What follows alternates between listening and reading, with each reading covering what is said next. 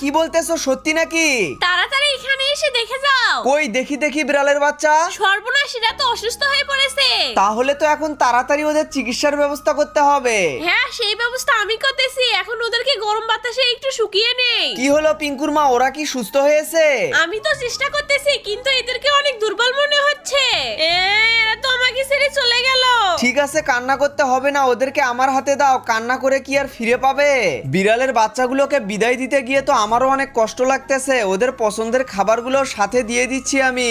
ওপারে তোরা ভালো থাকিস বন্ধু। বাকি বাচ্চা দুইটাকে অনেক যত্ন সহকারে রাখতে হবে। পিঙ্কু চুপ করে বসে থাক, তো সুন্দর একটা ছবি তুলে দেই। এই তোমরা কি করতেছো এখানে? পিঙ্কুর সাথে খেলা করতেছি। ঠিক আছে বাবু, তোমার আম্মুর সাথে খেলা করো, আমি গিয়ে দেখি বিড়ালের বাচ্চাগুলো কেমন আছে। আরে যা, আবার একটা বাচ্চা অসুস্থ হয়ে গেছে। তাহলে কি করবে এখন? জানি না কি যে করব। বন্ধুরা তোমরা একটু দোয়া করো আমার বিড়ালের বাচ্চাগুলো যেন সুস্থ থাকে।